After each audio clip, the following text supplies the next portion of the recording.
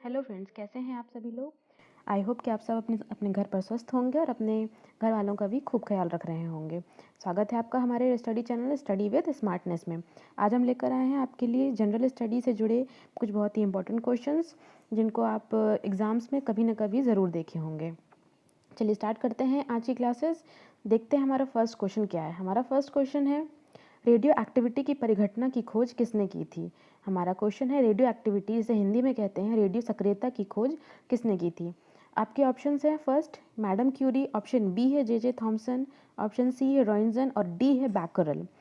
ठीक है, आप इसका सही आंसर बताइए जल्दी से। ओके, इसका सही आंसर है option D becquerel. D becquerel, जी हाँ, रेडियो एक्टिविटी की खोज बैकरल ने की थी। यहाँ पर ये जानना जरूरी है कि जो ये बैकरल हैं ये एक फ्रांसीसी फिजिशियंस हैं। जी हाँ, ये एक फ्रांसीसी फिजिशियन है जिन्हें नोबेल में जिन्हें नोबेल का प्राइज़ भी मिल चुका है। इन्हें नोबेल का प्राइज़ कब मिला है देख लेते हैं। इन्हें नोबेल का प्राइज़ मिला है 1903। जी हाँ, 1903 में इन्हें फिजिक्स के क्षेत्र में नोबेल का प्राइज़ भी मिल चुका है, हेनरी बैकरल को 1903 में। जी हाँ, चलते हैं नेक्स्ट क्वेश्चन की ओर। नेक्स्ट क्वेश्चन है हमारा, निम्न में से कौन सी गैस उच्च ऊष्मीय मान वाली होती है। उच्च ऊष्मीय मान वाली होती है। ऑप्शन है प्राकृतिक गैस, दूसरा ऑप्शन है भाप अंगार गैस और तीसरा ऑप्शन है कोयला गैस और चौथा है इंडियन गैस। ऑब्वियसली यहाँ पर इंडियन गैस तो नहीं होगा क्योंकि यहाँ पर उच्च ऊष्मीय मान वाली गैस के बारे में बात की जा रही है और इंडियन एक कंपनी की गैस है, एक कंपनी का नाम है जो गैस सप्लाईज करती है। ओके, तो इसका सही आंसर है ए प्राकृतिक गैस। जी हाँ, प्राकृतिक गैस गैसों का मिश्रण होता है जो कि हमें नेचुरल तरीके से प्रकृति से प्राप्त होता है। इसमें हमारे पास मीथेन, हाइड्रोकार्बन्स, ईथेन और भी कई सारी मिक्सअप गैस होती हैं जिन्हें हम प्राकृतिक गैस कहते हैं।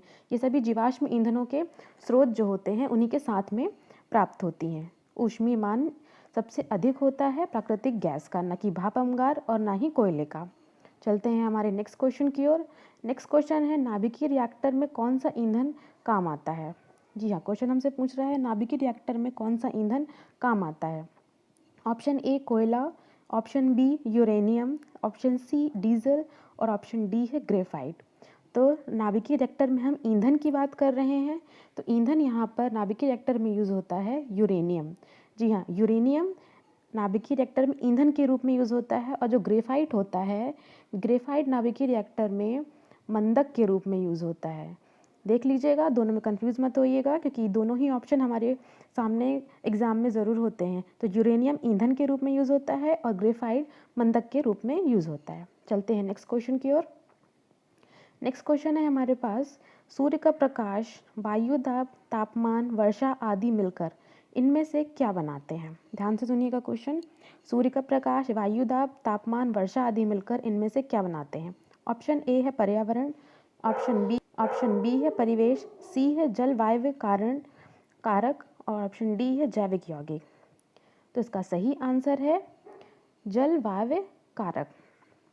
अब देखिए, जो सूर्य का प्रकाश है, वायु दाब है और तापमान, वर्षा आदि ये सभी जलीय वायवीय कारणों के लिए जिम्मेदार होते हैं, जबकि पर्यावरण में हमारा भौतिक राशियाँ सभी शामिल होती हैं। जल, थल, नभ ये सभी पर्यावरण में शामिल होती हैं और जैविक यौगिक में केवल हमारे जैव बायोम वगैरह इस्तेमाल होते हैं।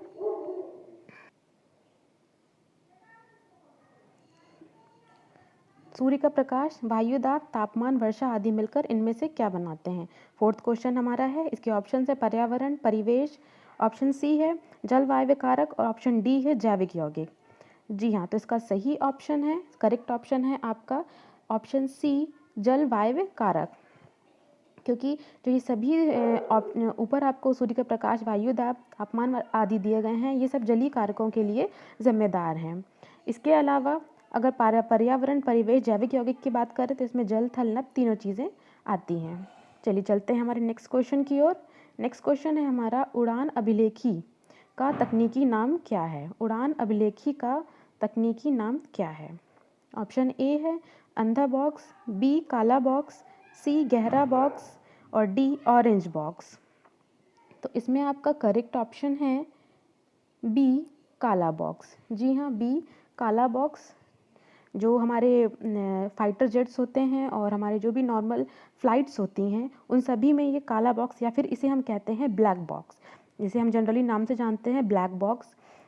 उसमें इंस्टॉल्ड होता है फ़्लाइट में आपके, जो हमें विमान से जुड़ी सारी जानकारियाँ प्राप्त कराता है, जैसे कि विमान कितनी ऊंचाई पर है, इसकी गति कितनी है, इंजन की स्थिति कितनी है, ध्वनि वगैरह आदि सभी की जानकारी ये पायलट को और यात्रियों से संबंधित भी सारी जानकारी पायलट तक पहुंचाता है। जनरली इसका रंग जो होता है उड़ान अभिलेखी का तकनीकी नाम जिसे हम बोल रहे हैं काला बक्सा, तो इस काले बक्से का कलर एक्चुअल में होता है ऑरेंज।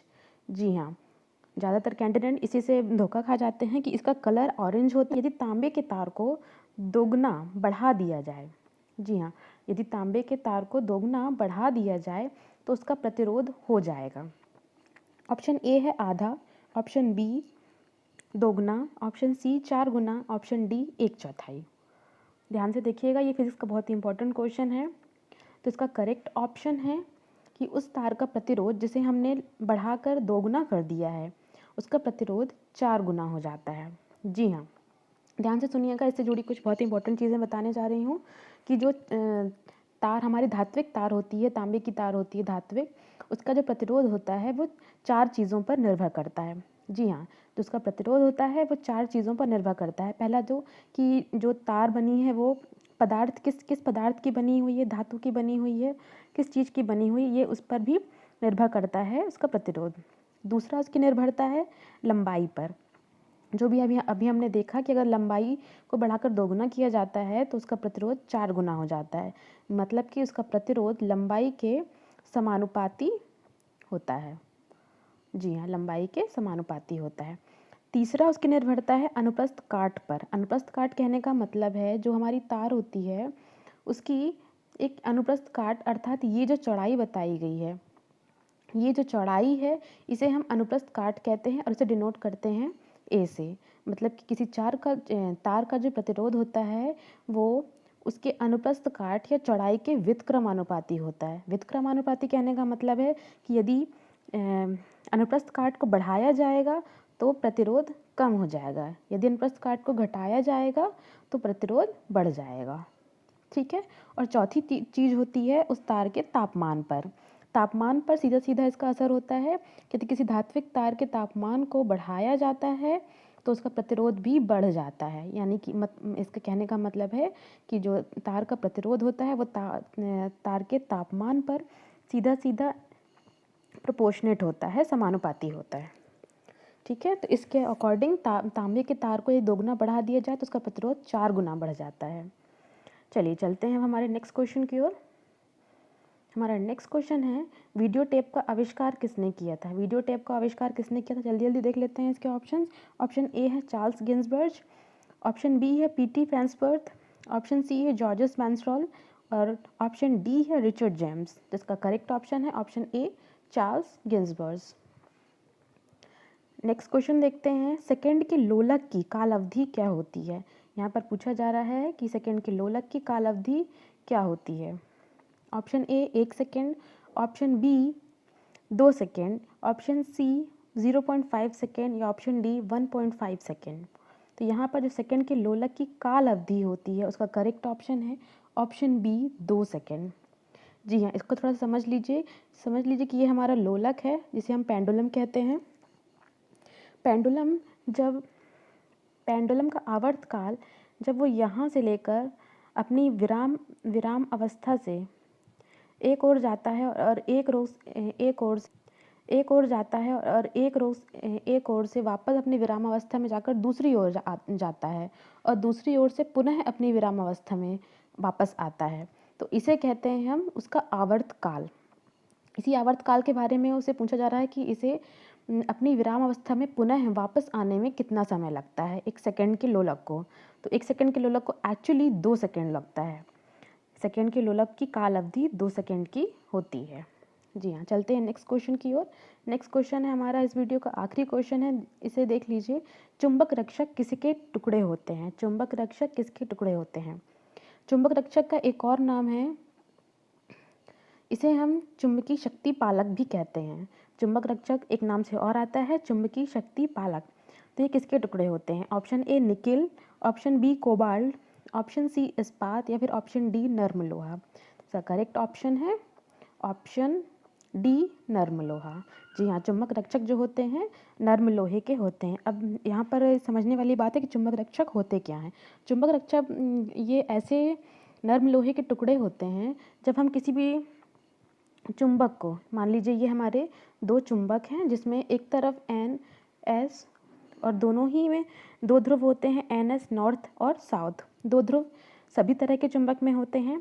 जब हमें इन चुंबक इस मैग्नेट की कोई आवश्यकता नहीं होती, ज़रूरत नहीं होती है, तो हमें इन्हें संभाल कर या स्टोरेज करके रखने की आवश्यकता होती है। लेकिन अगर हम इन चुंबक को, इन मैग्नेट्स को ऐसे ही बिना किसी रक्षक कवच के रख देंगे तो इनका चुंबकत्व का गुण समाप्त हो जाता है, धीरे धीरे समाप्त होने लगते हैं, ये धीरे धीरे इनकी मैग्नेटिज्म को खोने लगते हैं। इसलिए हम एक नर्म लोहे के टुकड़े को लाकर इनके दोनों सिरों पर इस तरह से दोनों सिरों पर रख देते हैं, चिपकाकर नर्म लोहे के टुकड़ों को चिपका कर रख दिया जाता है, ताकि ये एक फिर लूप बना लेता है। जो चुंबक होते हैं ये आपस में एक लूप बना लेते हैं और इनका जो चुंबकत्व है ये उन्हीं में आपस में इस तरह से घूमने लगता है और उनका चुंबकत्व कभी खराब या नष्ट नहीं होता है। इस तरह से इन्हें चुंबक रक्षक की संज्ञा दी गई है। चलिए, थैंक यू क्लास, आपको इस वीडियो को पूरा देखने के लिए बहुत बहुत धन्यवाद। आगे फिर मिलते हैं नई वीडियो में कुछ नए क्वेश्चंस के साथ। Thank you.